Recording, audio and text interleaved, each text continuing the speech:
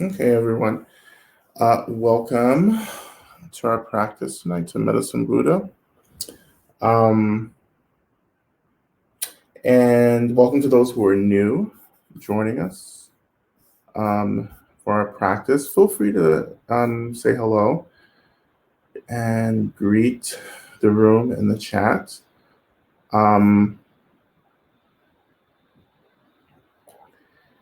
And let's see. And you can also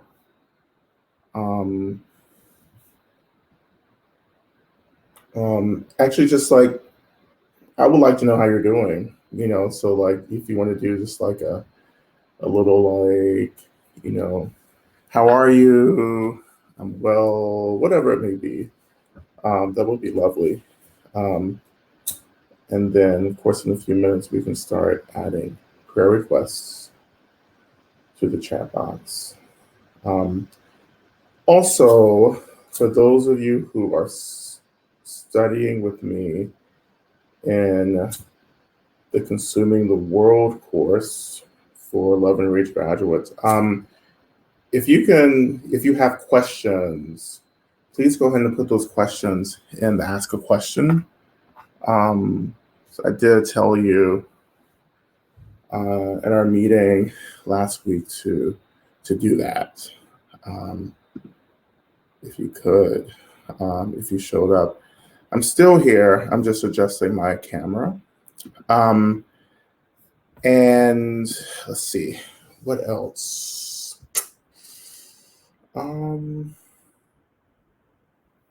Yeah. So like any updates on how you're doing? This is a very busy weekend for a lot of us who are into celebrating and observing. Passover was this weekend. Easter was this weekend. Full moon was this weekend. Of course, Ramadan is still being observed as well. So very busy ceremony. This is the beginning of spring ceremonies, and there are also so many of these ceremonies. I'll just speak about Easter.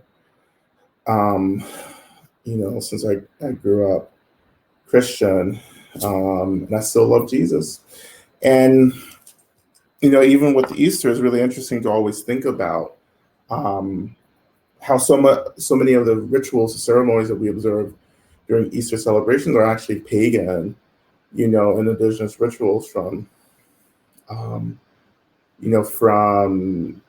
like Northern Europe and the UK, and parts of like Eastern Europe as well. Some of these ritual ceremonies around spring are related to deities. I just read about a Sumerian deity, which Sumeria was an advanced culture, that predated the Christian era, but there was in Sumeria there was an observance of it was a spring goddess who was said to descend into the underworld for fall and winter, and then was resurrected in the spring, very much like Persephone, the Roman Greek mythology of Persephone and Demeter, where fall and winter is explained because Persephone, the daughter of Demeter, who's the goddess of the earth, it has to go down to Hades to be with Hades, the god of the underworld. And when Persephone leaves, Demeter goes into mourning, and so the mourning is fall and winter. When Persephone comes back, of course, Demeter feels better, and we enter into spring and summer, and of course, the cycle continues on and on.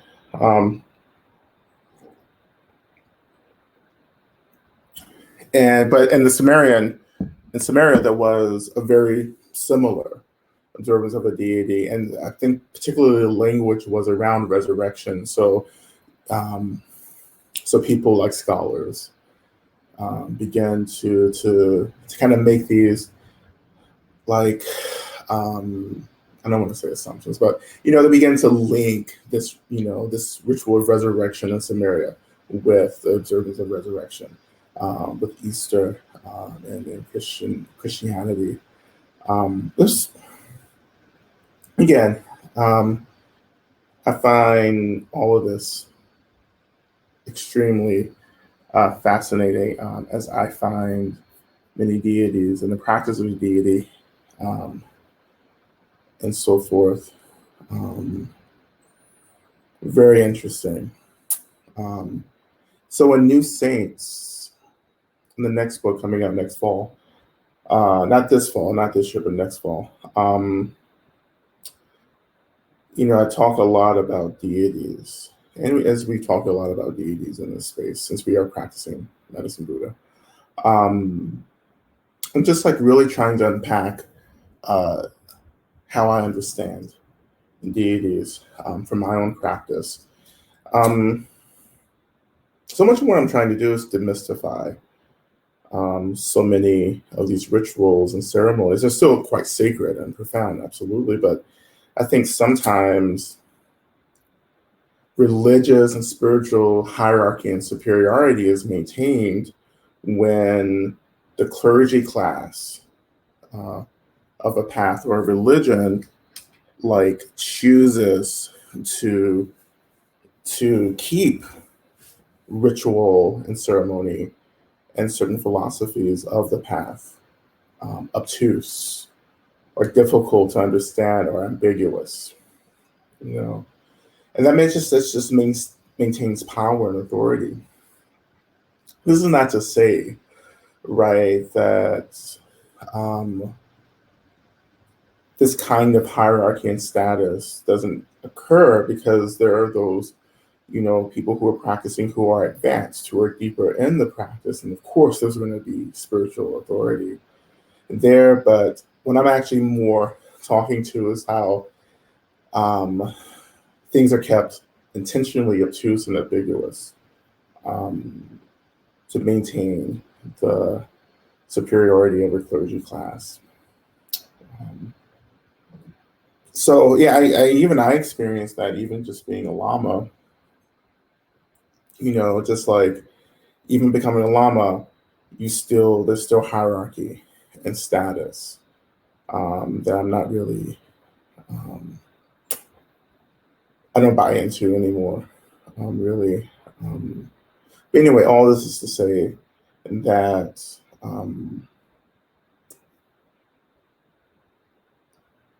I really think that we have to understand as much as we can how all of this is working, so we can feel much more empowered, have much more agency, and believe in the possibility of attaining awakening or freedom, liberation, or what have you.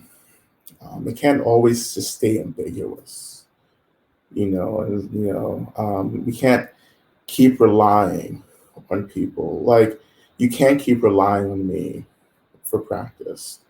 um, it's important that we take the practice and the teaching from teachers and guides and mentors, and then really work to cultivate that practice in our personal lives. Um, and that's the arising of agency. Like, when we can understand the practice and engage in the practice, doesn't mean that like we get to a point where we're bypassing the teacher, but the teacher becomes a support that helps you to continue to deepen the practice. But if the teacher disappears, you still have a practice. Um, the practice is still there. Um, so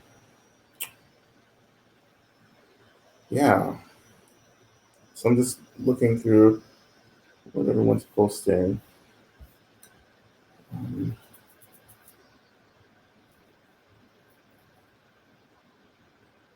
it's good to see you, Shelly. I think about Tucson. I think literally like every day.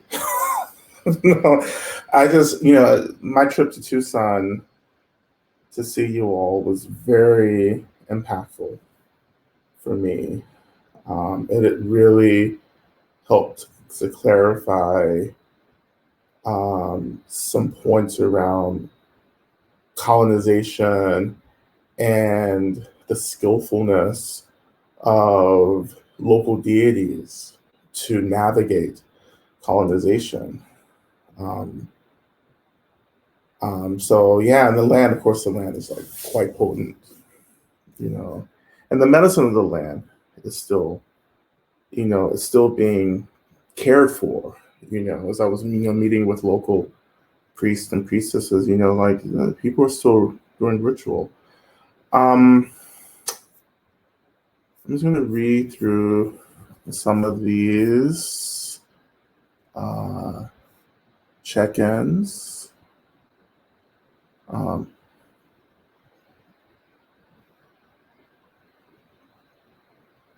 See, peaceful, a little stressed.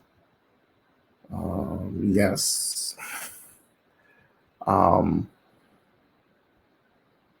Exhausted and grateful.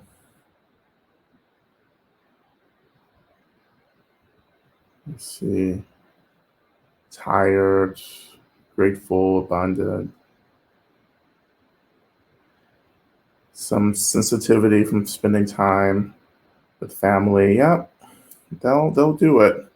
I had some wonderful time with my family. I was able to visit with my mother and my grandmother and uncle. And, my uncle and I have been really connecting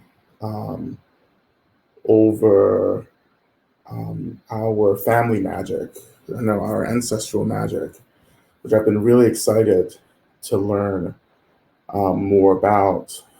And in general, I just think that so many of our ancestral lines or, physical families there's still ancestral magic that still is being passed through down in our family lines. And I've met several people throughout my life who come from very strong family lines of magic and healing, and in various abilities.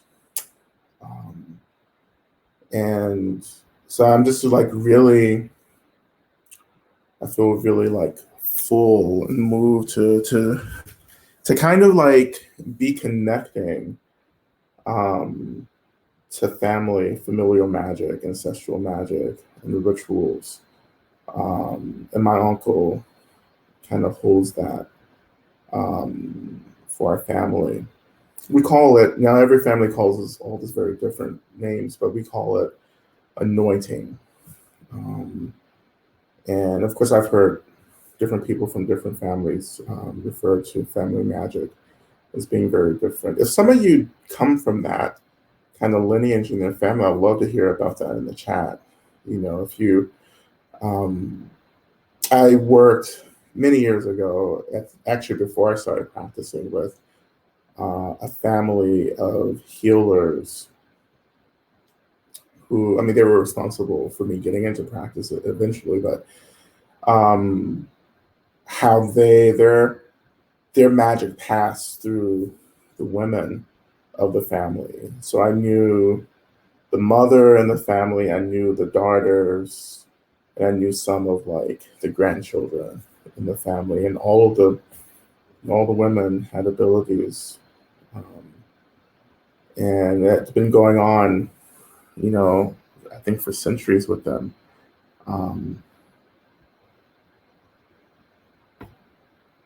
So that's what I was doing this weekend.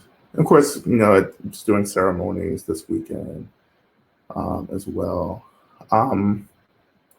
We're gonna get started in just a couple of minutes. So if you're just getting to the room, we're just sharing, how you're doing, and I'm just kind of moving through the comments just to see how everyone's doing.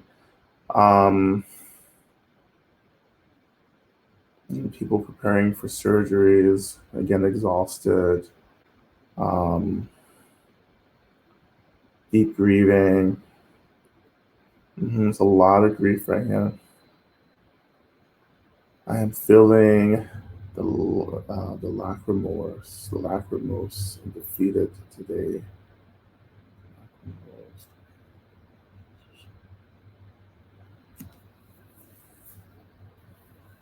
Beating of this huge. Yeah. Transition.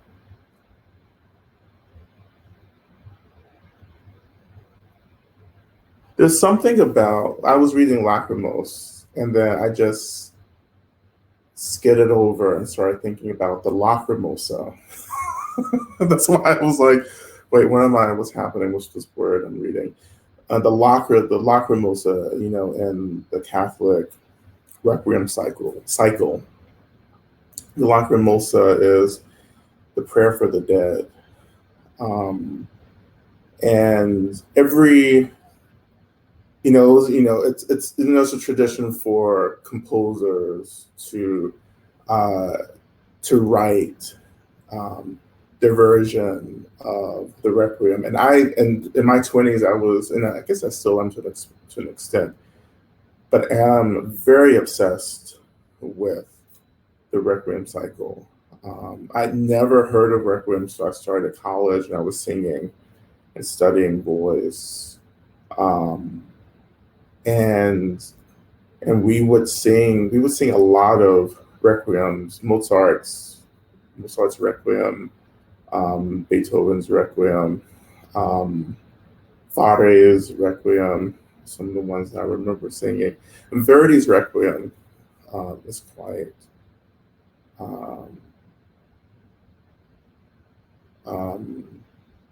intense.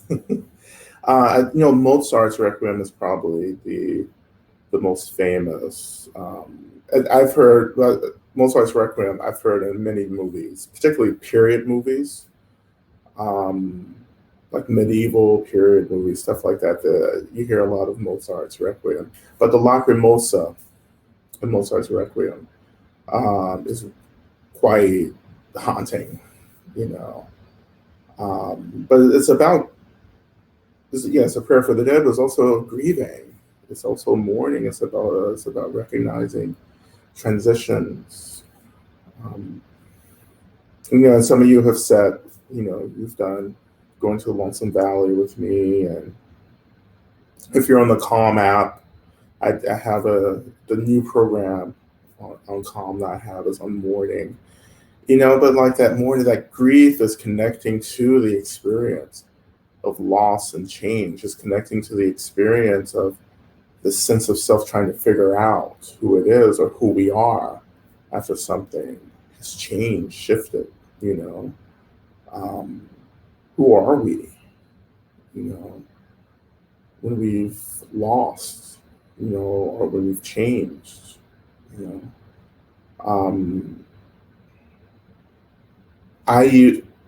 as you all know, like music is really important for me in terms of my emotional labor. So anyway, the Mozart's Lacrimosa, you can find that on YouTube, Spotify, whatever services that you have. How am I doing? I'm doing pretty good. Today I was writing on grief. I guess there was a theme emerging for me today. But I've been writing really heavily on grief for the book. So much of the book is, I think, so much situated in grieving. So I've been really working with that, just grief and, what it means to hold grief. What does it mean for social, collective, interpersonal transformation to work with grief? Since last summer, grief has been so much of the work that I've been doing.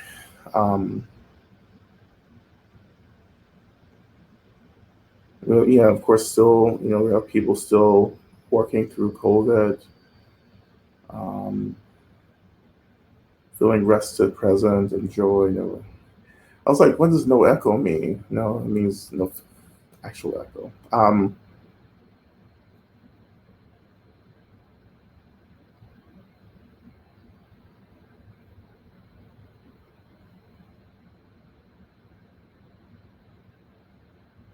Yeah. So yeah, you're participating in the Tricycle Buddhism and Eco Ecology Summit. Yeah, I think Lumbalilla was a part of that as well. I think I noticed that she was taking part in some of that. Um,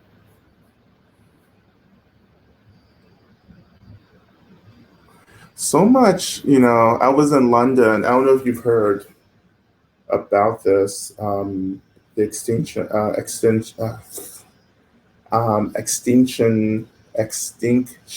rebellion um, in the UK, which is an organization network uh, organizing around climate crisis. And I was in London and a part. Well, I wasn't like officially a part. I was like in.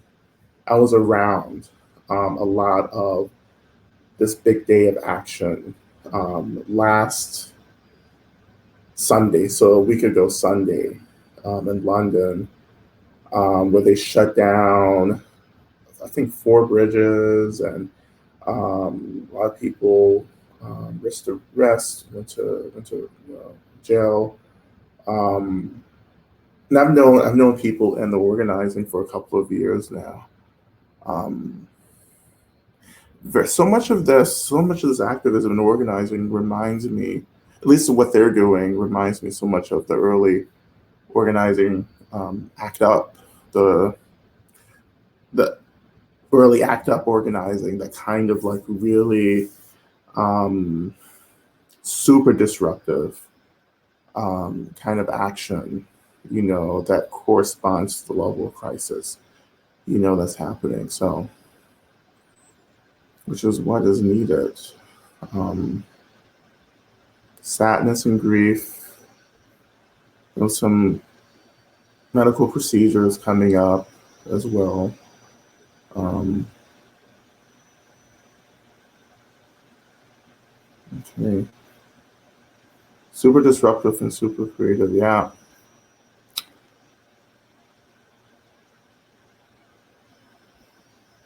Yeah, and we can go ahead and start putting in prayer requests too if you haven't. And we'll get started in a couple of minutes. Yeah, I'm writing about climate, the climate crisis. But I'm doing it through the lens of channeling the consciousness of the earth. Because why not at this point? So, like, what does it mean to talk to the earth and ask the earth what it wants, what it needs? Um, and the wind, right? And then all the elements, actually. It's not just the physical land, but it's the energy of the physical natural world that we're trying to connect to. Um,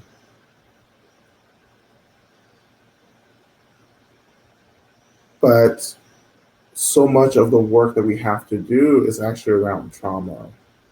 Um, like, we have to come back into relationship with the land.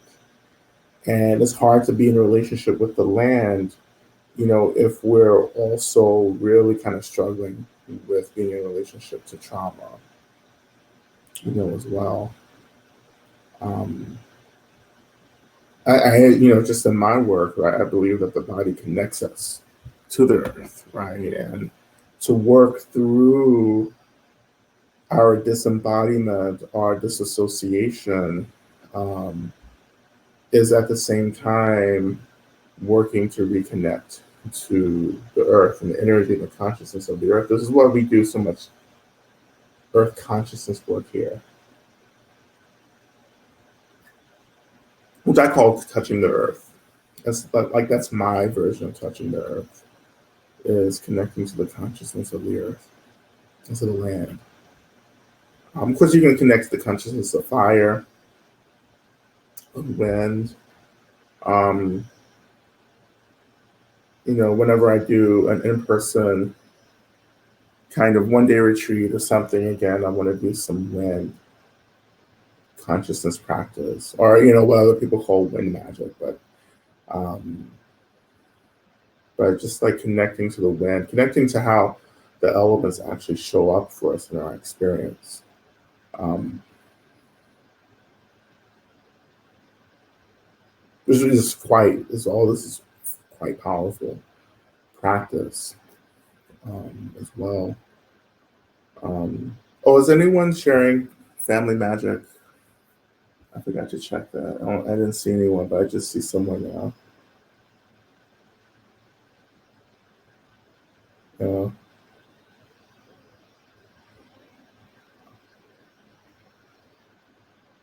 So many people come from families where people just do things, and you just don't have a name for it. You just say, "Oh, our family has a lot of good luck," or things just tend to happen or go well for us. That's a lot of that has something to do with familial ancestral magic traditions as well.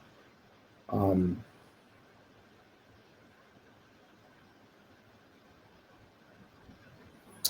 yeah. Someone shared with me a couple, actually, it's a couple of months ago now, some some of their family magic, a ritual from their family magic, and I was like blown away. Not because it was like powerful. It was just like really, if I was blown away because it felt so familiar, like this this kind of spell actually that has been passed down to their family. I was like, wow. Like, and I was like, God, it's so simple, but also really powerful as well. I didn't see anyone sharing family magic, but family. Oh yeah, here we go. I did. I went right over all of this. Um, yeah, grandmother teaching you about cooking and food. Yeah, great grandmother was healer, keeper of the ancestor worship practices of Indonesia. Yeah,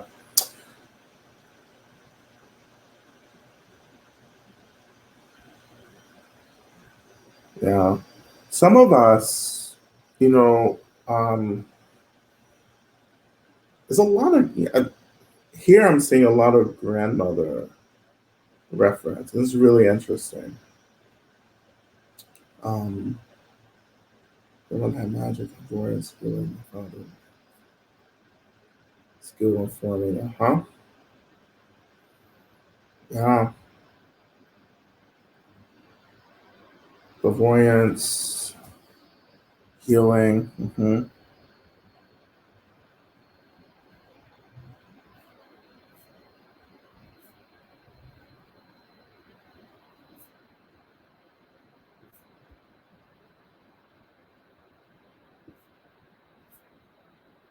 Yeah. Yeah. Um, some of us are being called to re-establish familiar lines. Now, we talked about this a little bit in past sessions, but because of the time that we're in, there's a rebalancing happening, right? So we're having this so much injustice and abuse and crisis and climate instability because like we're super off balanced, you know. And this new age that we've moved into is about the labor of rebalancing. And when that starts to happen, the universe, because the universe is an expression of light in its essence, is trying to come back more into a balance. Now, being in the relative, we're kind of out of balance because this isn't actually happening, but somehow we believe it's happening. But here, even here, the work of balancing is really quite very critical. Um, so in this time of rebalancing, what's happening is that old things that were related to the balancing is being awakened again. So new energies are being awakened. Some of you, or many of you, I would assume, are experiencing this kind of expansion of consciousness, right? There's more spaciousness, there's more openness. Dreaming is intent; it's getting intensified. As some of you have shared about healing, there are latent abilities awakening for you that may have been ancestral, familial, you know, abilities, but have been lost. And so, what you're being called to do is reemerge back into relationship with these abilities, wherever they may be. Because this is all for the purposes of being used for the rebalancing. This is why a couple of months ago we did the practice on choosing light, because not all the abilities that people are awakening to, not everyone's going to choose to do the work of benefiting, helping people to get free. Some people will use their abilities for their own ends, and we have experiences of that. There are people who use their abilities to create a lot of harm. Um, One of the most powerful abilities that I see often is the power, the magic of, I call it charisma. Well, you can call it charisma, you can call it magnetizing. So the magic of magnetizing, and how, I watch a lot of these like reality documentary investigative shows about people who run these cons and hustle, other people. And so much of what I see is like this unarticulated ability to galvanize people, and to have people really trust you, and taking that trust and using them for your own ends, you know. Um, that's a very potent ability that you can use for your own ends, or you can use to help people get free. Um, uh, Animal magnetism. Mm.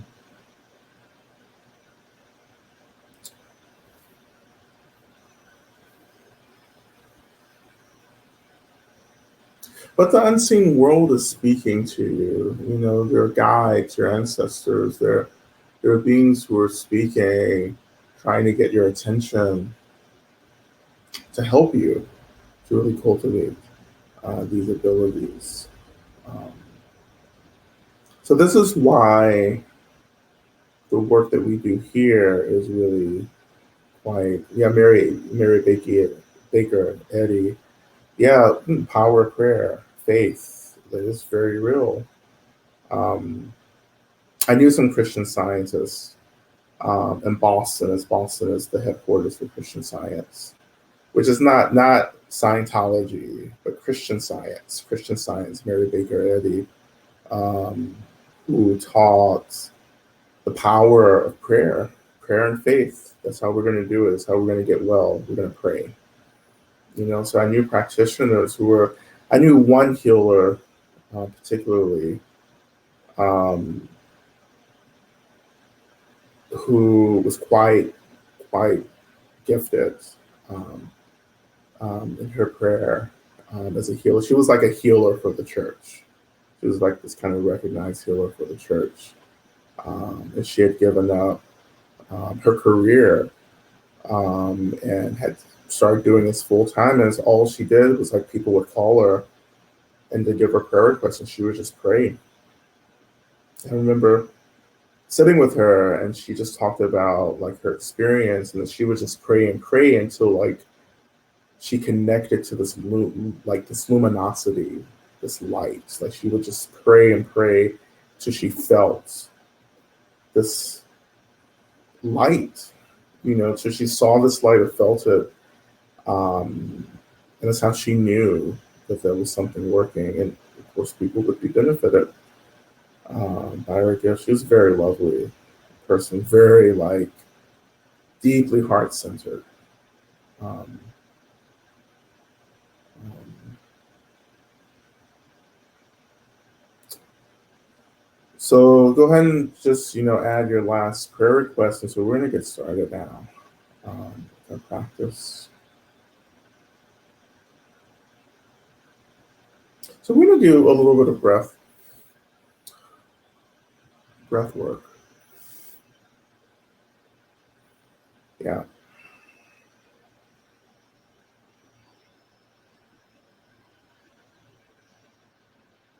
Also, yeah, we're gonna do a little bit. I'm sorry, I got really distracted. I got you know something happened. Um, yeah, a little bit of a message download, but yeah, a little bit. We're gonna do a little bit of breath. First, we're gonna do our chanting. We got my drum back. Um, maybe do some work with the earth. But I want us to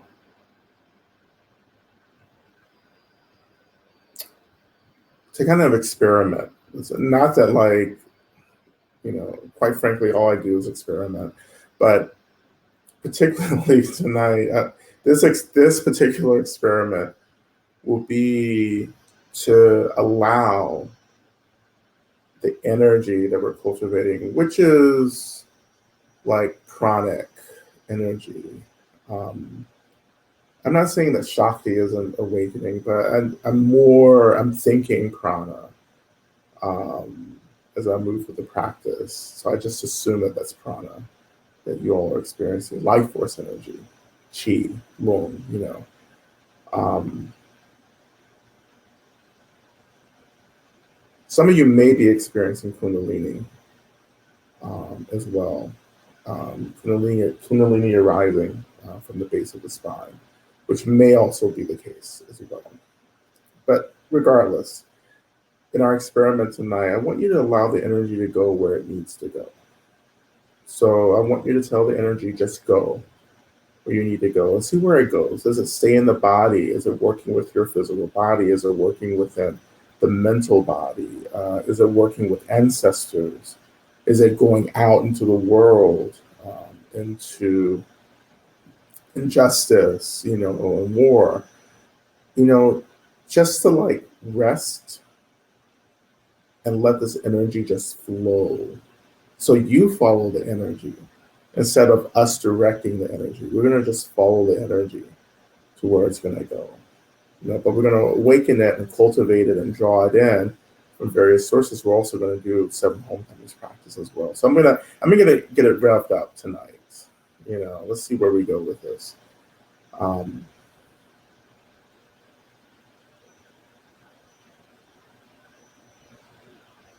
but as we begin, as always, allow yourself to come into a position. It's appropriate for practice.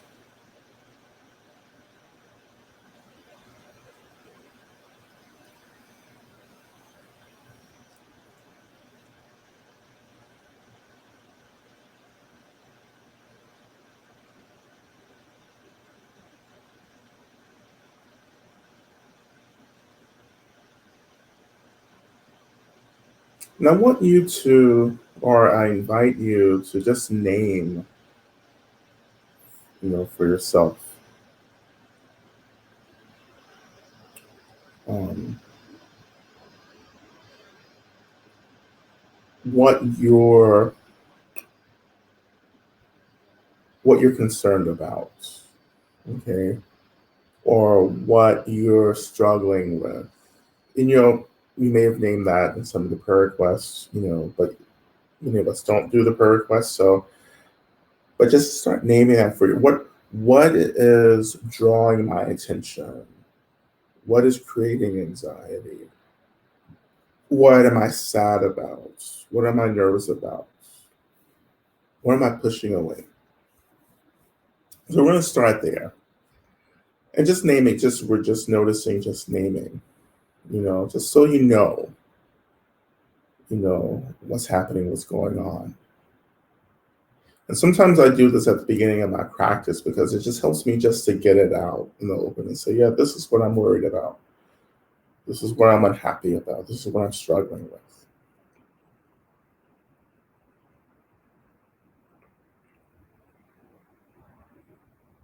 Just a couple more moments, just naming, acknowledging.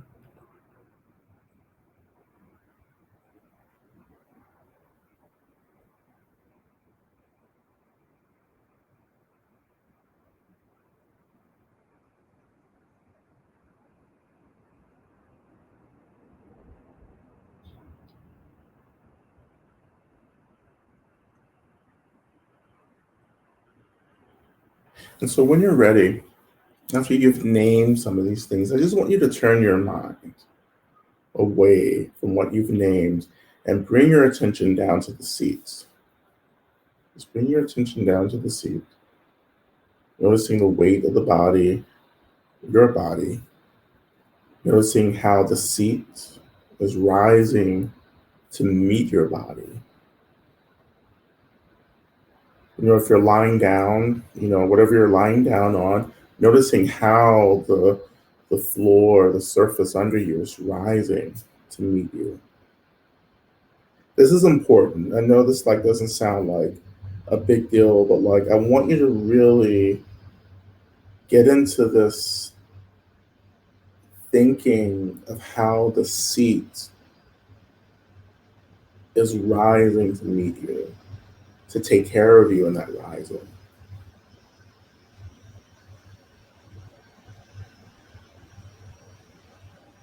And I wonder if you can trust yourself to be held. So I want you to trust yourself to be held, and I want you to trust the seat, the surface under you, to hold you.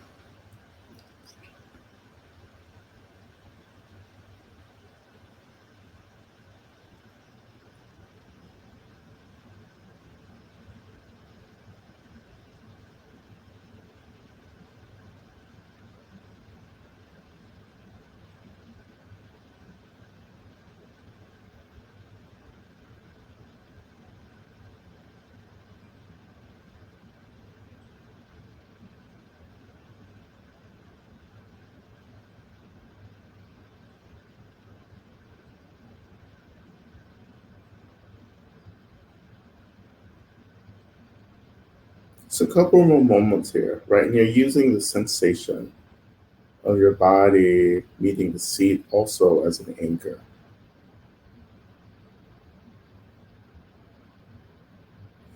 And I always do this, or recently over the past year or two, I really start practice with this because we have to touch the earth in this way to begin practice. I want to remember my body. I want to remember that I'm held.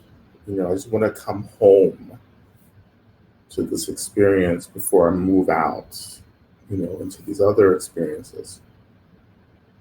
I always want to know that the seat is here. I want to know that my body is here. And I want to know that the earth is rising to meet me.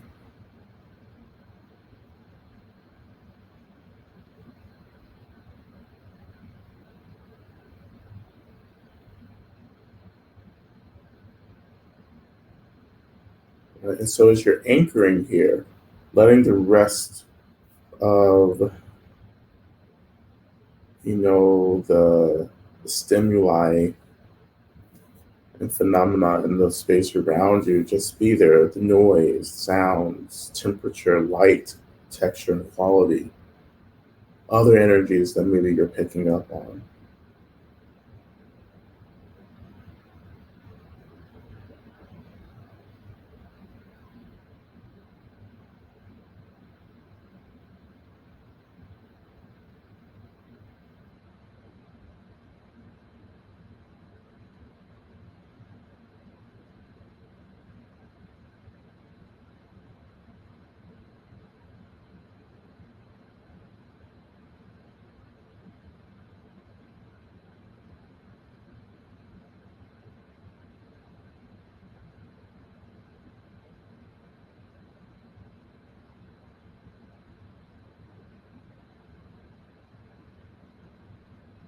And so let's shift our attention a little lower.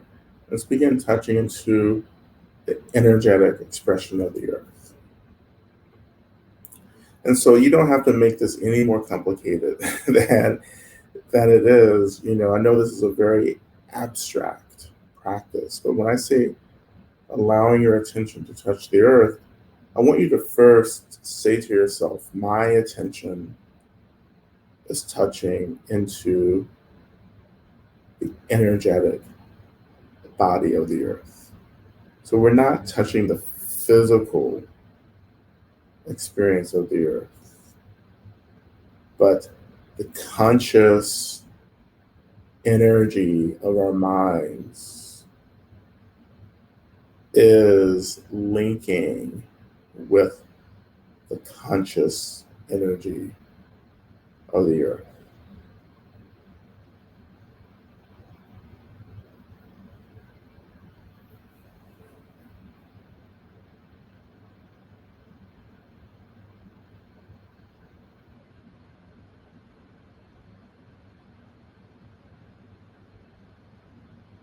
And all you have to say is that, yeah, my attention is touching into the earth. My consciousness, the consciousness of the earth, are touching. And in that acknowledgement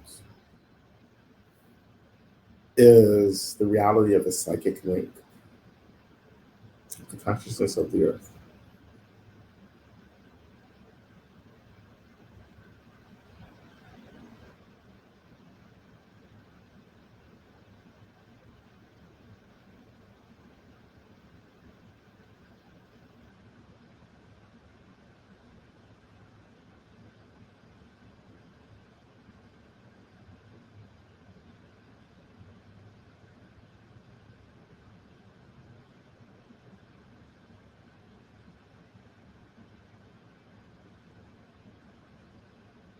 And what do you feel in this link? I'm not saying you have to feel anything, but is there something that's arising? Is there something that's floating through your awareness, connected to the consciousness of the earth?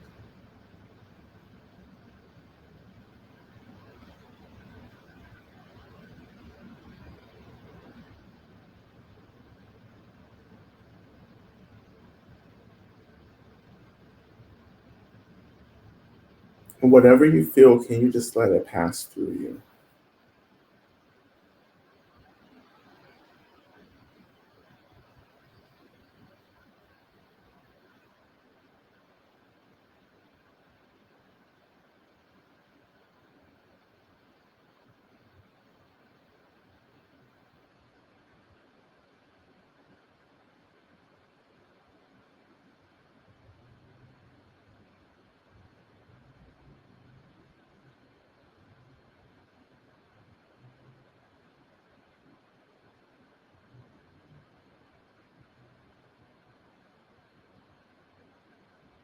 And so, there's a little bit of practice suggestion here. Um, so, when we are essentially like channeling like this, when we channel, it's about like really coming into, I would say, a calm abiding practice, which is just like learning to watch the mind and not react to the mind. And that's for me like the root of channeling. And channeling is just about connecting to conscious energy, you know. So when I'm doing this work, yeah, I'm doing my calm abiding practice, just letting things pass through my mind, pass through my body. And I'm also imagining that my body is like this inflated, translucent balloon. I'm like this balloon. I'm full of hot air, you know. It's like, no one's ever told me that, by the way. So I'm like this translucent balloon, just air, space. So as things are moving through me, nothing's like sticking to something inside of me. It's just space. And this comes directly out of Tantra as well. So I didn't make this one up. Um, this is part of Tantra deity practice where when we take on the form of the deity, we start with just kind of imagining the airiness, spaciousness of the body. So this isn't the best practice for some of us. So don't do it if this feels weird or ungrounding. But if you want to extend, if you feel supported enough, you can extend into just like imagining the luminosity and spaciousness of the body through this visualization of the balloon body. So as things pass through, I'm not attaching to it. I'm not even thinking about it. I'm just like, it's just like clouds passing through the sky. So energy is just passing through. It comes in, it goes out. And this is a really important way for us to move through the world because most of us are just absorbing everything and holding it, and the physical body and our minds, but it's all being stored as energy, you know. But to have this kind of practice where you feel the spaciousness, that you're just moving through the world as energy is passing in and it's going out. I'm not holding on to anything, but I'm noticing. You don't have to grab on and fixate to notice what's moving through.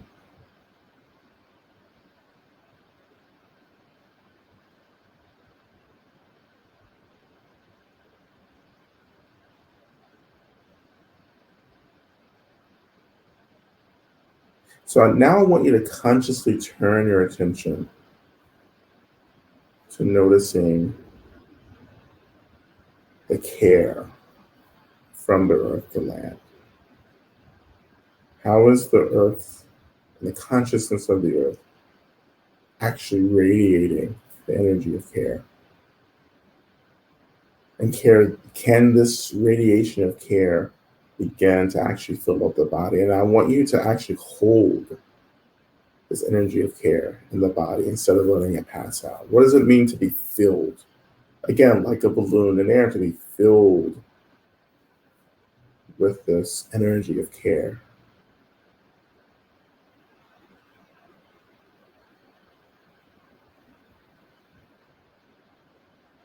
And again, I want you to cut through some of these classical blocks around receiving care, particularly saying to ourselves that the earth is too tired, is too traumatized to care for us.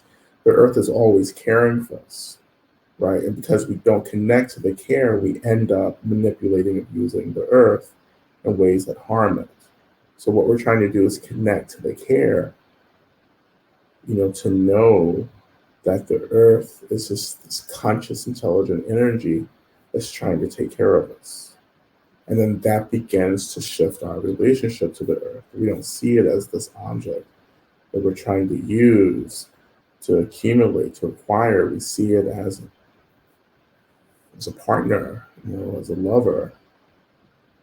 Right? We see it as an extension, you know, of our own experiences.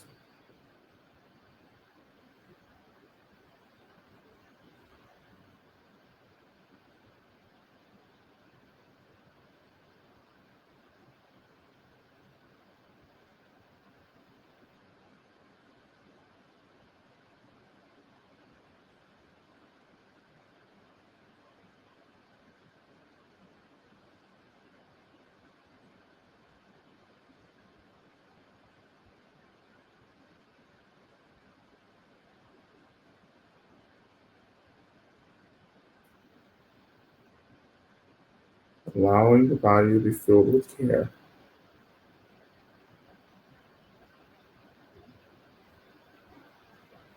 And again, you can visualize this any way that you need to. Maybe it's light that the earth is radiating up, it's warmth, what have you. This is part of the experiments, is to see how you naturally experience or visualize these rituals or practices.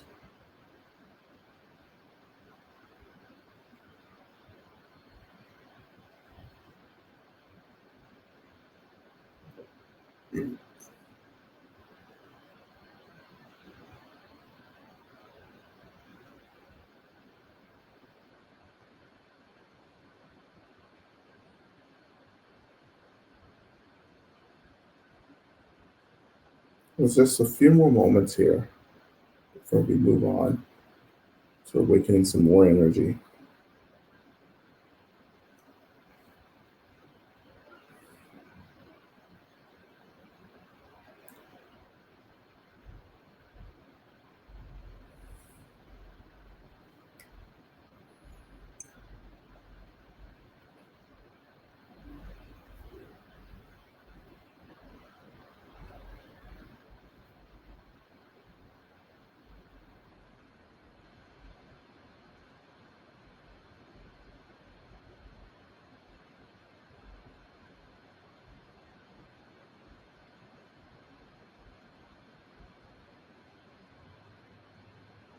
All right. So when you're ready, I invite you to shift your energy to begin to call into your space, your benefactors. You can do that in any form that you like. You can use, of course, the Seven Homecomings practice. If you're new to benefactor practices, if this is your first time doing something like this, I just invite you to imagine, you know, all the beings who love you, who care for you, who want you to be safe and happy and free. And these can be people, spirits, um, um, deities, of course, the earth can be one of your benefactors, angels, ancestors. Your home, like your physical home, is also quite conscious, and so um, if you care for your home, like if you really have been caring for your home, then your home is also caring for you. So you can tap into that energy of care.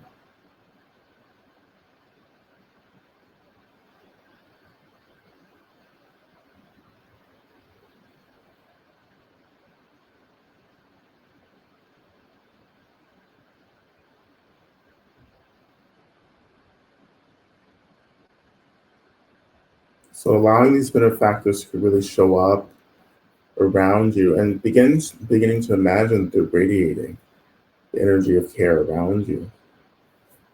That care can again be experienced in whatever way feels appropriate for you. But this energy just begins to fill up your space, begins to really touch you. So it's like you're being wrapped up in a blanket, a warm blanket on a cold night, not a blanket on a summer night.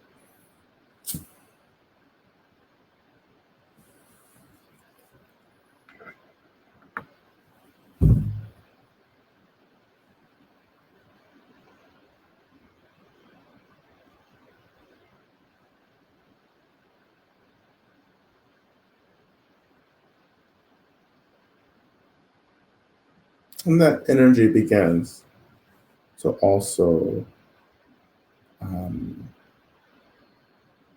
be absorbed into the body, to start mingling with the energy of care from the earth.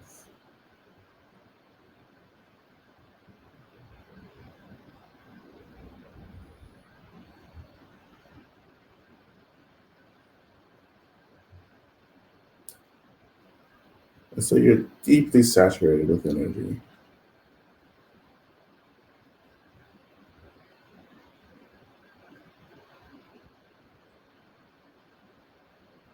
So as we're moving through this, I want to introduce our first mantra. So Namasange Kino Soha. And it's going to really invite the consciousness of Medicine Buddha The consciousness of medicine Buddha is not only this awakened consciousness that we're um, inviting into the space, but also, as we talked about before, we're also inviting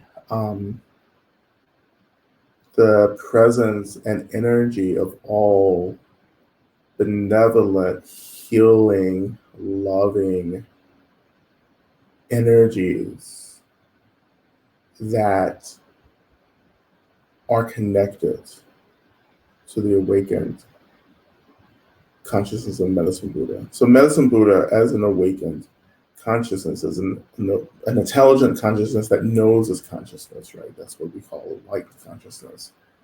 Um, that consciousness also absorbs and galvanizes other energies that are not awakened, you know. Um, so it's not just Medicine Buddha we're working with, well, when you're working with me, when we're doing practice together, you're also working with my indigenous healers, the medicine people and shamans that are um, part of my collective cohort. So when we're doing healing work, they're part of working with me and also working with you as well. Okay, so let's begin with chanting Om Nanasangye Kino Soha again. This means Medicine Buddha, please think of me, which is the strict interpretation. But I want you to interpret the word Kino as anything that you need from the consciousness of Medicine Buddha. So it can be Medicine Buddha, please heal me. Medicine Buddha, please see me. Medicine Buddha, please be present. So again, letting this naturally become something that articulates your need in a moment. So stop thinking about it and just chant it and see what you need to call into the space and what you need from Medicine Buddha. Okay, so let's begin. We're just going to chant this a few times. Om Manla Sangye Kino Soa Om Manla Sangye Kino Soa Om Manla Sangye Kino Soa.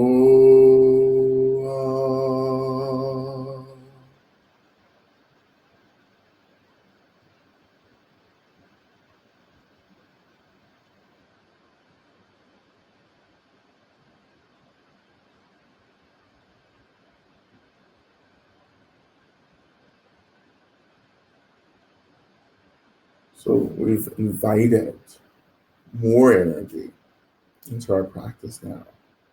So the energy from our benefactors, the energy from the earth, and now this awakened energies and the awakened consciousness of Medicine Buddha have joined us. So there's a lot of energy that we're beginning to hold.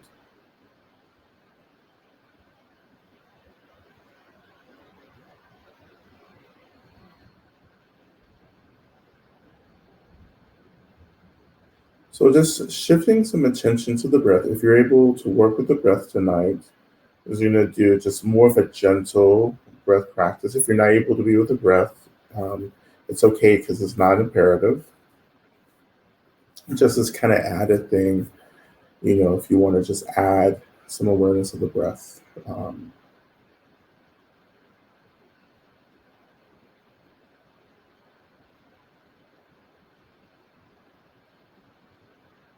So beginning to notice the in breath and the out breath. And shifting that attention down to the heart center. So right in the middle, upper chest.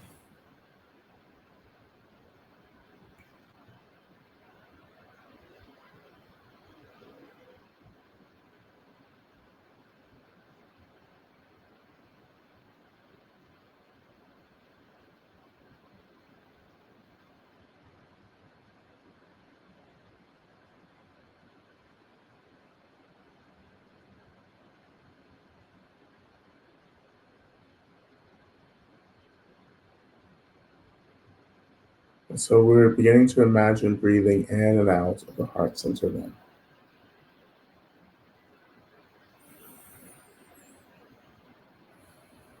Just a couple of breaths.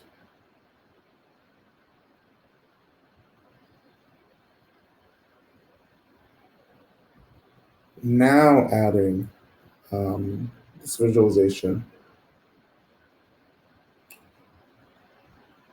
of, or a thought rather, in this case, a thought that you're breathing the energy in the space around you, this energy of care, this awakened energy of medicine, Buddha, and so forth. You're breathing that into the heart center. Hold down the heart center for just a couple moments, so holding the breath, and then releasing that. And you're breathing out the same energy, right? So essentially, we're breathing in this awakened energy into the heart center, into the heart chakra. We hold the breath just to really concentrate this energy right in the heart center, and that begins to awaken, and get the heart chakra, balanced, and swirling and active. And then we just release the breath. So it's like we're pump starting the heart chakra, which for many of us, our heart chakras are probably quite shut down, given many of the things that we're working with and trying to move through right now in the world, collectively and individually. So we're awakening and getting energy moving in the heart chakra. And it's going to connect us even deeper to our empathy, our compassion, our love.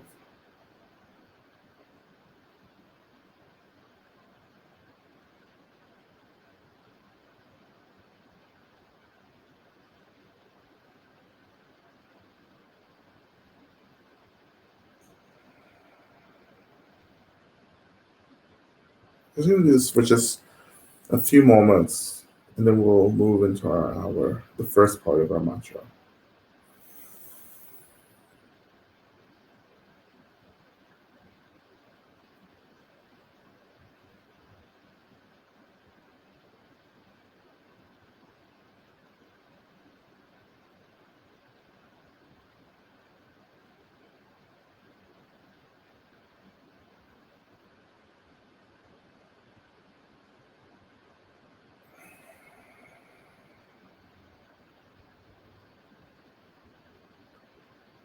And of course, if you start feeling lightheaded, come back to a natural breath. Come back to the grounding of the seat. And take a break whenever you need to. But just a couple more moments, maybe 2 more breaths.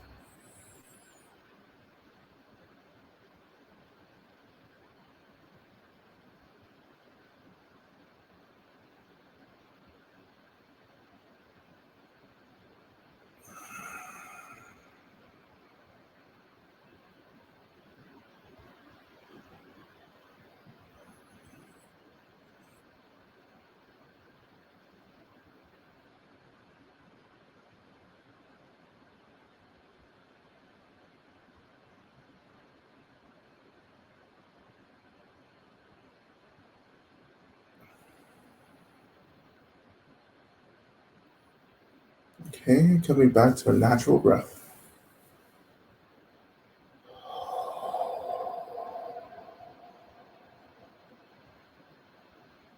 So at this point, as we move into the main mantra for Medicine Buddha, this is when I want you to start allowing this energy to flow somewhere. Where does this energy need to go? Where does it need to concentrate? Where does it need to be? Where does it need to heal? Or what does it need to heal? So I don't want you to think about it, but just offering this intention, offering this permission to all the energy that we've awakened, that I want you to go wherever you're most needed right now, and just see where it goes. Okay.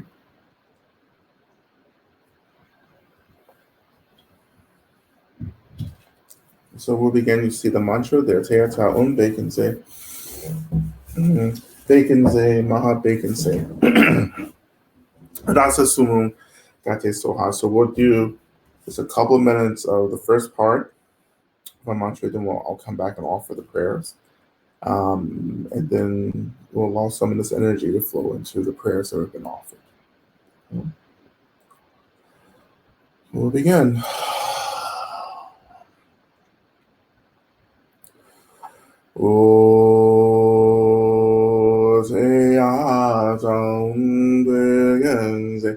Begenze ma begenze raza sumunga tesua te azam begenze ma begenze raza sumunga tesua te azam begenze ma begenze raza sumunga tesua te azam begenze ma begenze raza sumunga tesua te azam begenze ma begenze raza sumunga tesua te azam begenze ma begenze raza sumunga tesua te azam begenze ma begenze raza sumunga tesua te azam begenze ma begenze raza sumunga tesua te azam begenze ma begenze raza sumunga tesua te azam begenze ma begenze raza sumunga tesua te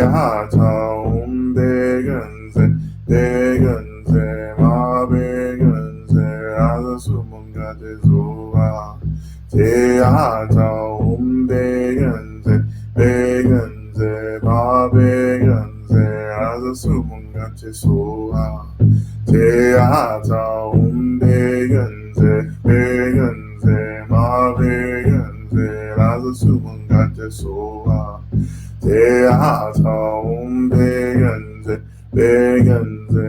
ma begenze raza sumunga tesua te azam begenze ma begenze raza sumunga tesua te azam begenze ma begenze raza sumunga tesua te azam begenze ma begenze raza sumunga tesua te azam begenze ma begenze raza sumunga tesua te azam begenze ma begenze raza sumunga tesua te azam begenze ma begenze raza sumunga tesua te azam begenze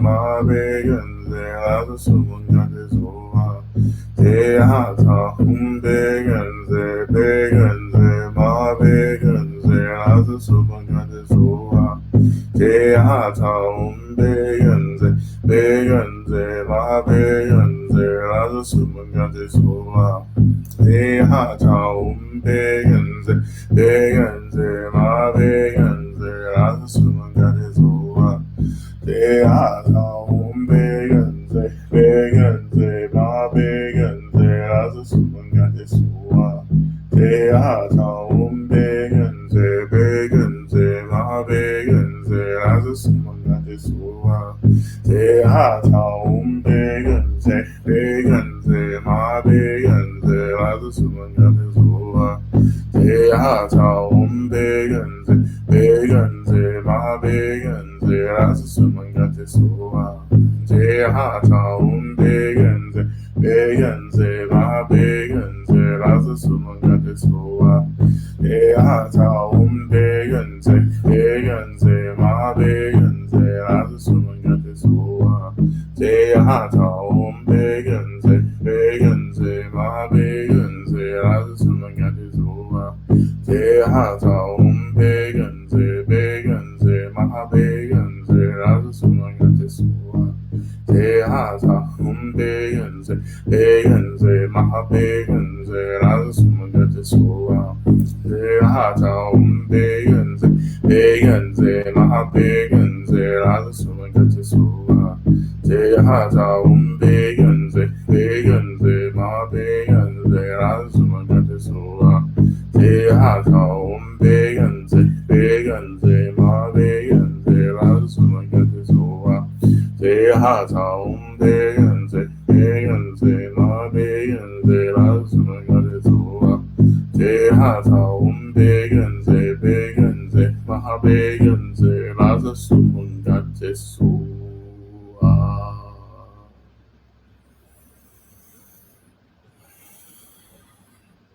Now we'll begin to offer our prayer requests. And again, even just making an emphasis to call into the space if they're not already here, just all the Buddhas, Bodhisattvas, Dharma protectors, all angels, all benevolent spirits, guides, ancestors, all the consciousnesses, the enlightening consciousness of all the elements. We call in all beings. We offer these prayer requests, these prayers, these longings, these desires to you, and we ask you to work on our behalf to bring about what we most need to see for ourselves, for the world, and for those that we love. So we begin to offer prayers for myself, for Lydia, that I may learn to forgive myself, let go of doubt about my teenage son's future, and learn to create a new life for myself and for my son, that his soul may guide him to limit the harm he creates as he processes his trauma over time.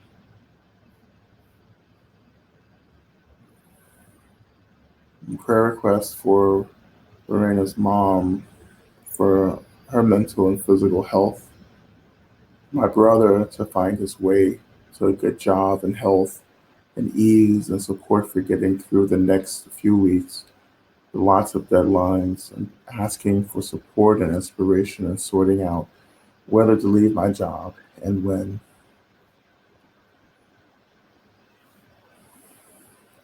Offering prayers for my aunt Sheila, Mary, and Romulo, for all who are suffering.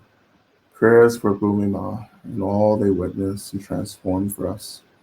Prayers for my godparents, my ancestors and lineage. Prayers for me that I overcome my personal challenges, to be more of a light of healing and peace in this world.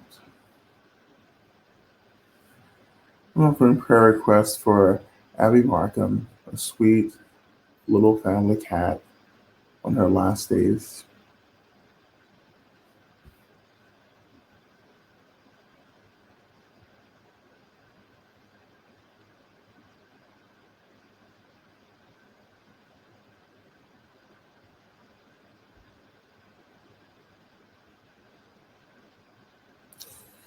Offering prayer requests for a former mentor, Brandy, who is unwell and hurting, and is reckoning with hurting others along the way. We're offering prayers for my father, TJM, who is dealing with the suffering of aging, feeling helpless and powerless as he has early dementia, an autoimmune disease, and a recent blood clot, awaiting an upcoming surgery that's been postponed because of the clot.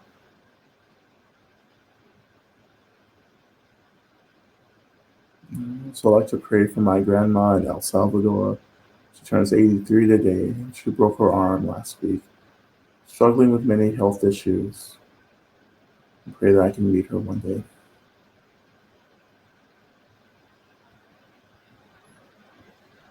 And prayers for Cameron in the hospital. Prayers for Fern and a peaceful transition and all those mourning her life. And prayers for peace in the world.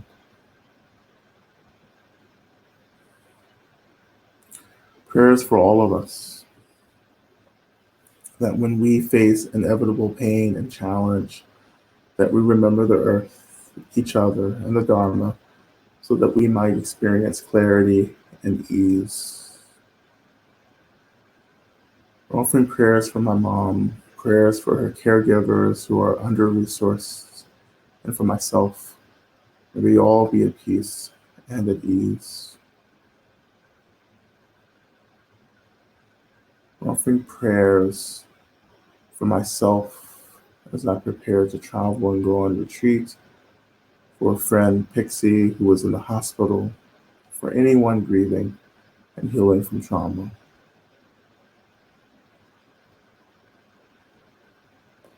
Prayers for M, Prince, and Sasha Bear. Offering prayers for Kitty.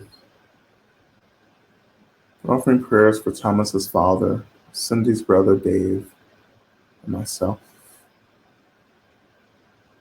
Offering prayers for my brother who is living on the streets. May he be safe. May he be well. May he find what he needs. Offering prayers for Alex and Laura. Offering prayers for all holding deep tenderheartedness, exhaustion, grief. Prayers of inspiration and gratitude as well.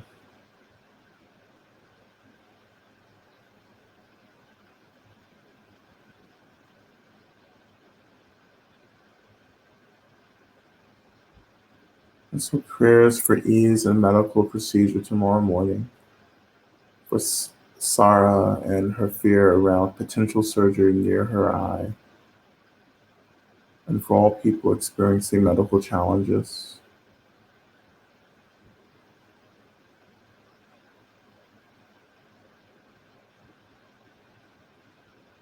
And offering more prayers for loss as well.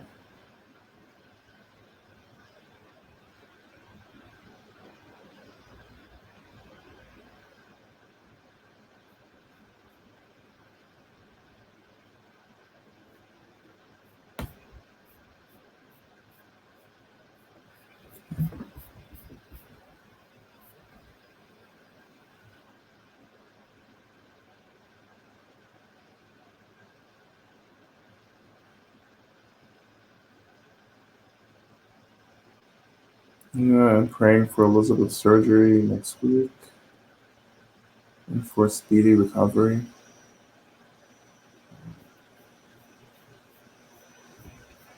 And I want to offer prayers for my friend's father, Reverend um,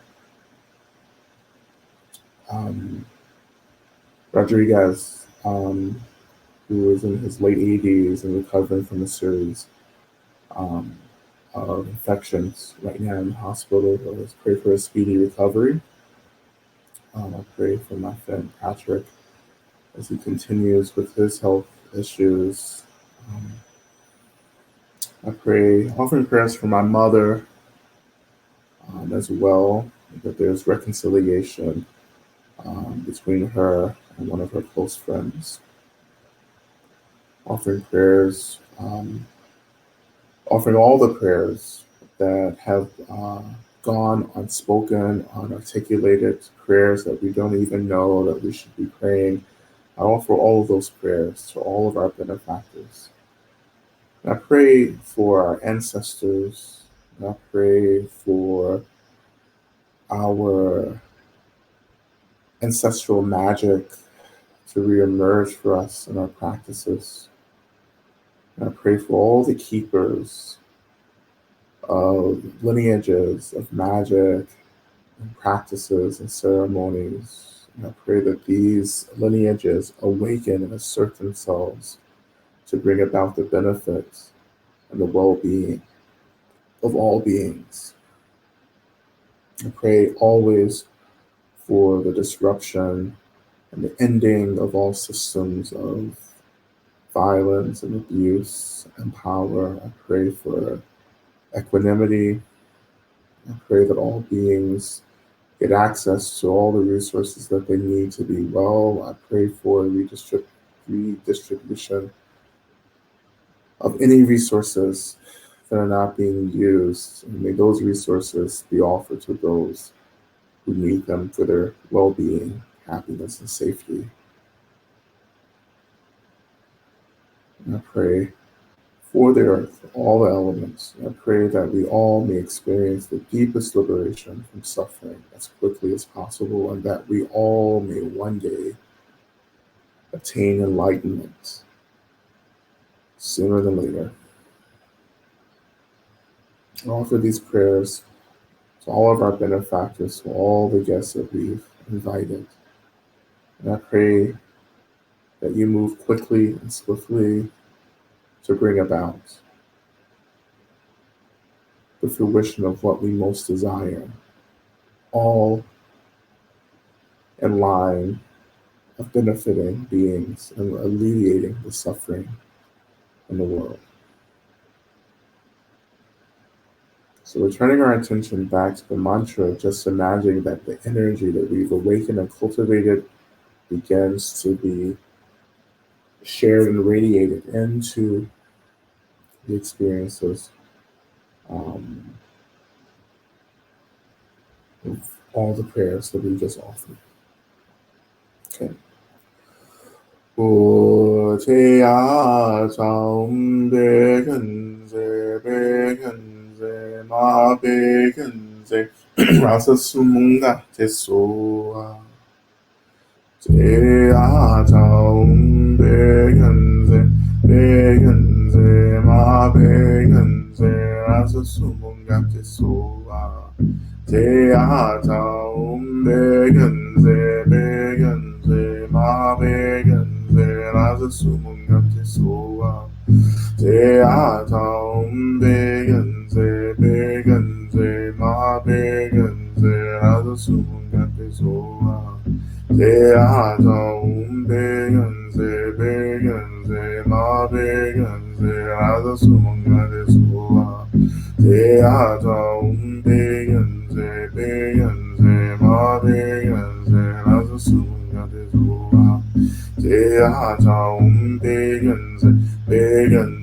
ma beganze, rasa sumunga te soa.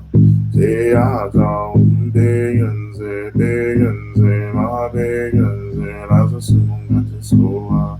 Te atam beganze ma beganze, rasa sumunga te soa. Te atam beganze ma beganze, rasa sumunga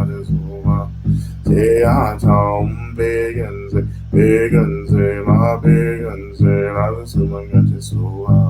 Te atam beganze ma beganze, rasa sumunga te soa. Te atam beganze ma beganze, rasa sumunga te soa. Te atam beganze ma beganze, rasa sumunga te soa. Te atam beganze ma beganze, rasa sumunga te soa. Te atam beganze ma beganze, rasa sumunga te soa. Te atam beganze ma beganze, rasa sumunga te soa. Te atam beganze ma beganze, rasa sumunga te soa. Te atam beganze ma beganze, rasa sumunga te soa. Te atam beganze ma beganze, rasa sumunga te soa. Te atam beganze ma beganze, rasa sumunga te soa. Jayata Om Beyanze, Beyanze, Ma Beyanze, Rasumagati Sova. Jayata Om Beyanze, Beyanze, Ma Beyanze, Rasumagati Sova. Jayata Om Beyanze, Beyanze, Ma Beyanze, Rasumagati Sova. Jayata Om Beyanze, Beyanze, Ma Beyanze, Rasumagati Sova. Jayata Om Beyanze, Beyanze, Ma Beyanze, Rasumagati Sova. Jayata Om Beyanze, Beyanze, Ma Beyanze, Rasumagati Sova. Jayata Om Beyanze, Beyanze, Ma Beyanze, Rasumagati Sova. Jayata Om Beyanze, Beyanze, Ma Beyanze, Rasumagati Sova. Jayata Om Beyanze, Beyanze, Ma Beyanze, Rasumagati Sova. Jayata Om Beyanze, Beyanze, Ma Beyanze, Rasumagati Sova. Jayata Om Beyanze, Beyanze, Ma Beyanze, Rasumagati Sova. Jayata Om Beyanze, Beyanze, Ma Beyanze, Rasumagati Sova. Jayata Om Beyanze, Beyanze, Ma Beyanze, Rasumagati Sova. Jayata Om Beyanze, Beyanze, Ma Beyanze, Rasumagati Sova. Jayata Om Beyanze, Beyanze, Ma Beyanze, Rasumagati Sova. Jayata Om Beyanze, Beyanze, Ma Beyanze, Rasumagati Sova. Jayata Om Beyanze, Beyanze, Ma Beyanze, Rasumagati Sova. Jayata Om Beyanze, Beyanze, Ma Beyanze, Rasumagati Sova. Jayata Om Beyanze, Beyanze, Ma Beyanze, Rasumagati Sova. Jayata Om Beyanze, Beyanze, Ma Beyanze, Rasumagati Sova. Jayata Om Beyanze, Beyanze, Ma Beyanze, Rasumagati Sova. Jayata Om Beyanze, Beyanze, Ma Beyanze, Rasumagati Sova. Jayata Om Beyanze, Beyanze, Ma Beyanze, Rasumagati Sova. Jayata Om Beyanze, Beyanze,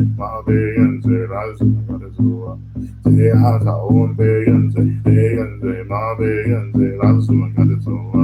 Jayata Om Beyanze, Beyanze, Ma Beyanze, Rasumagati Sova. Jayata Om Beyanze, Beyanze, Ma Beyanze, Rasumagati Sova.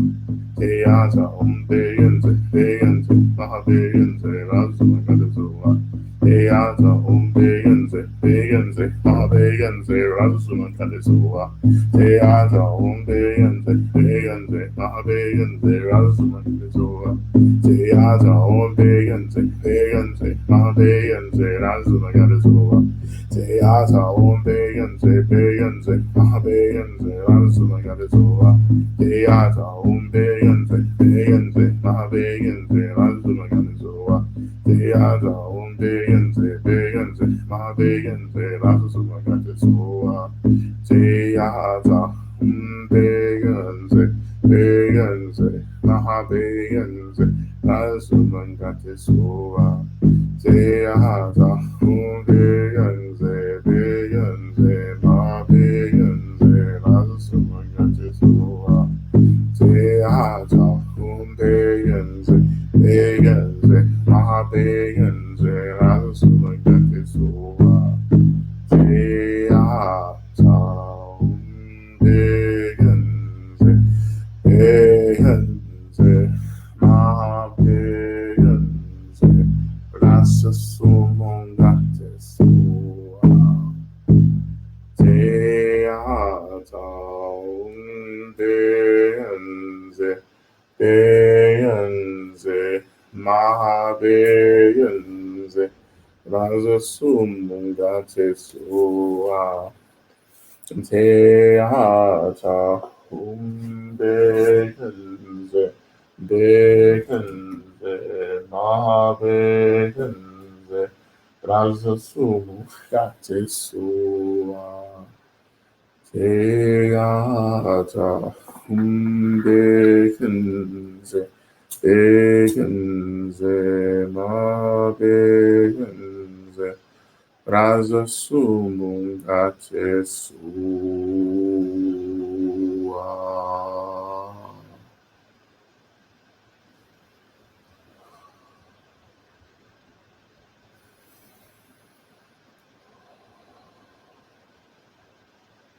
And if you're working with the breath, I invite you just to take a huge, deep inhale. As you exhale, follow the exhale and allow it to take you down back to the seat, to the rising of the seat to meet your body.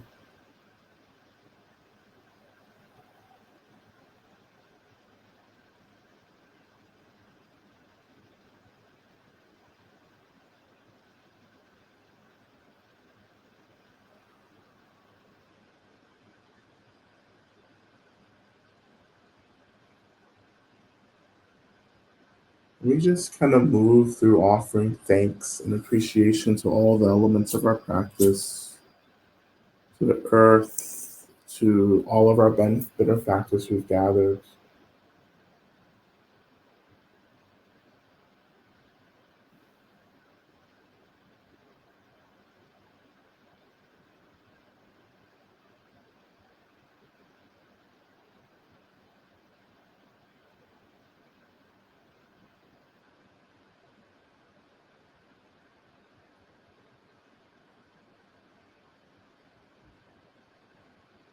We allow our benefactors and all of the beings we called into the space to return back from where they came from, but still connecting, holding the energy of care in the body.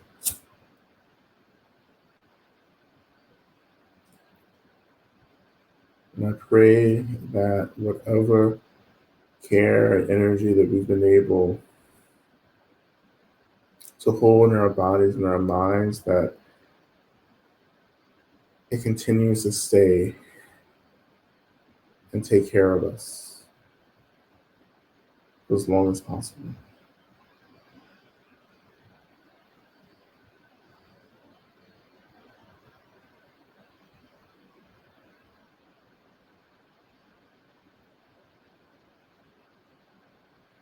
I pray for the light and the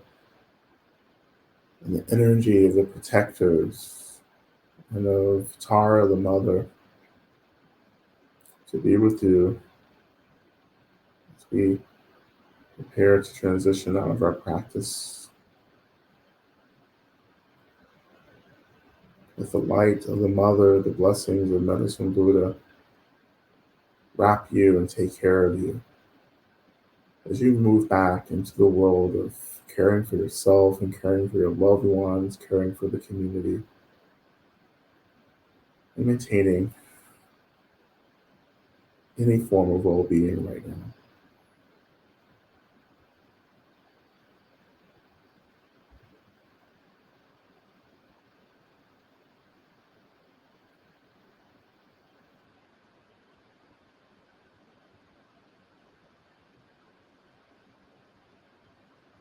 So when you're ready, just gently begin to awaken the body. Do some simple, slow movements. And then we'll transition into Shantideva's prayer. And then I will just quickly answer the questions. I'm only going to answer these two questions since we're past time. I never know what time we're supposed to end these days. So we're going to recite this 3 times together. Okay, just give me just one moment. I'm feeling called to keep a lot of incense offering going tonight. Must be for some of the beings in the space tonight. Okay, so we'll begin. May I be a protector to all those without protection, a leader for those who journey, and a boat, a bridge, a passage for those desiring the further shore. May the pain of every living creature be completely cleared away. May I be the doctor and the medicine. And may I be the nurse for all sick beings in the world until everyone is healed. Just like space and the great elements such as earth, may I always support the life of all the boundless creatures. And until they pass away from pain, I also be the source of life for all the realms of varied beings that reach into the ends of space. May I be a protector to those without protection, a leader for those who journey, and a boat, a bridge, a passage for those desiring the further shore. May the pain of every living creature be completely cleared away. May I, uh, sorry, may I be the doctor and the medicine, and may I be the nurse for all sick beings in the world until everyone is healed. Just like space, and the great elements such as Earth, may always support the life of all the boundless creatures. And until they pass away from pain, may I also be the source of life for all the varied beings that reach into the ends of space. And finally, may I be a protector to those without protection, and a leader for those who journey, and a boat, a bridge, a passage for all desiring the further shore. May the pain of every living creature be completely cleared away, and may I be the doctor and the medicine for all, and may I be the nurse for all sick beings in the world until everyone is healed.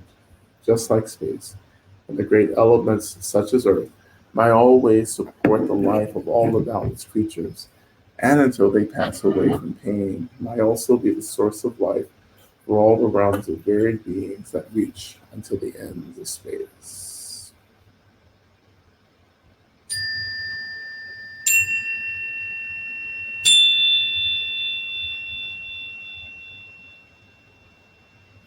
All right.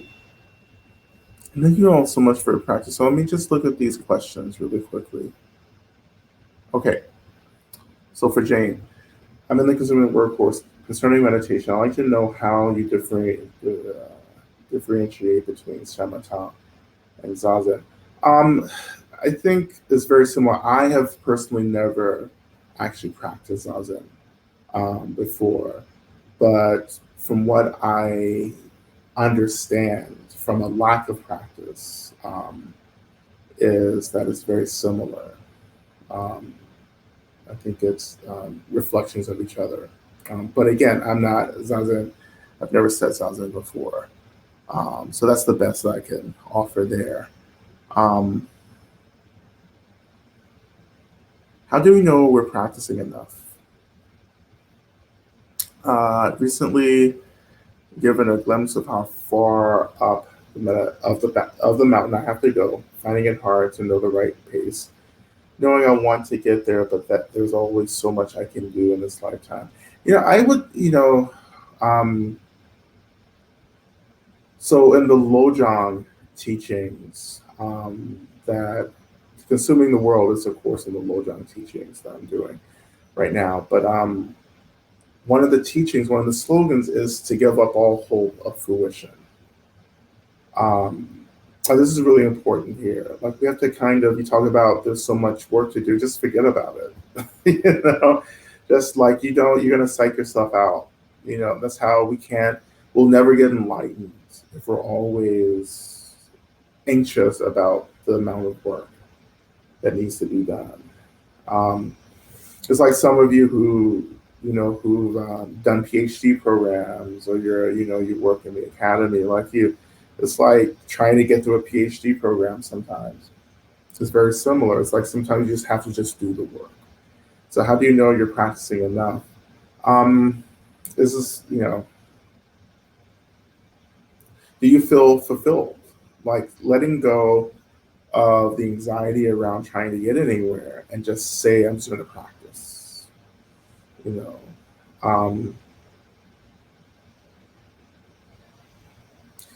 you'll never get anywhere if your practice is motivated um,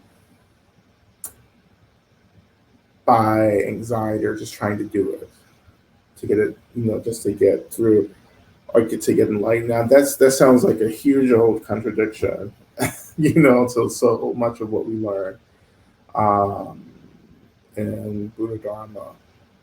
But again, your practice has to be driven by compassion, not by a need to get out of here or a need to awaken because it's so intense. If you just awaken this intention of compassion through bodhicitta, I mean, the practice will begin to guide. The compassion and bodhicitta to will begin to guide the quality and the length and the depth of your practice moving forward. Um, and it's right. It's only so much that we can do in this lifetime, and and also to also say that like we're also we can do a lot more than what we're doing too. It's like you know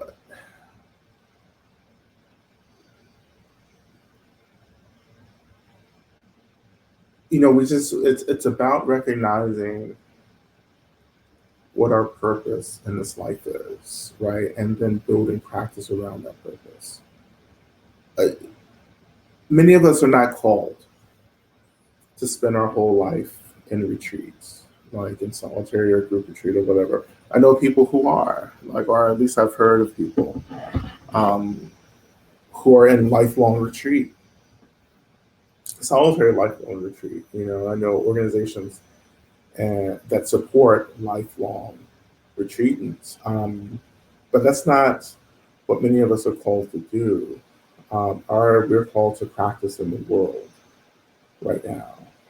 Um, and how do we build our practice around being in the world, being in relationships, being in careers and, with, having kids and partners and owning houses or whatever it is that we're doing in the world. So our practice has to come from there. We don't have to lead everything, you know, to go into any kind of solitary or retreat situation.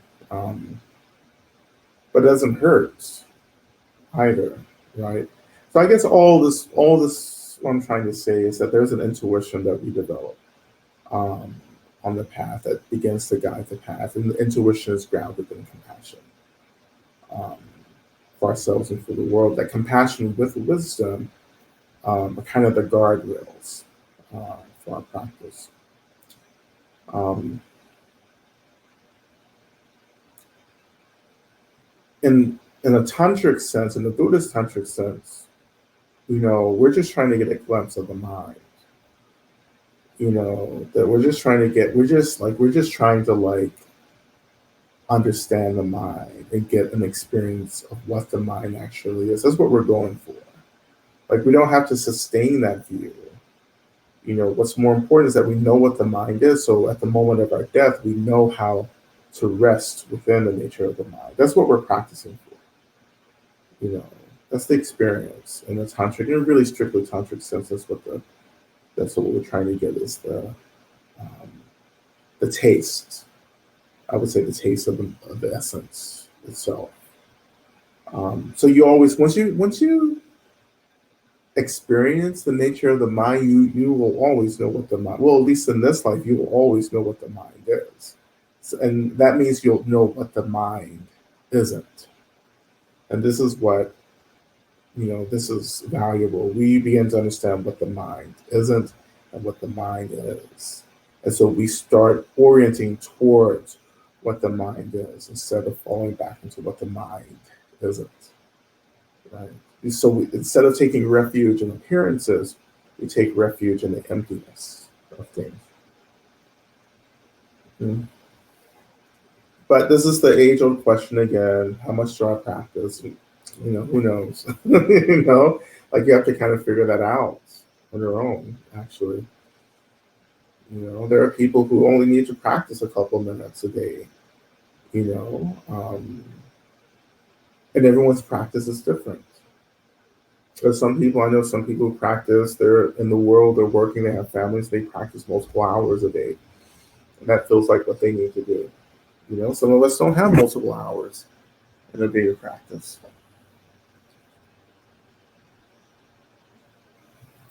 Okay. I think that ends it for me. Um,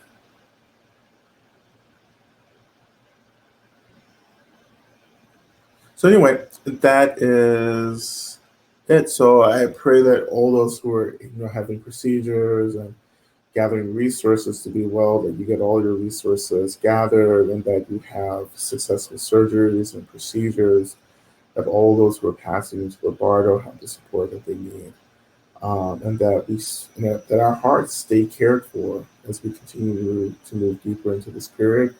And I call forth our guides, our ancestors, our ancestral magic to be resources for us. Until we meet again, everyone. Until we meet again, may you be blessed. All right.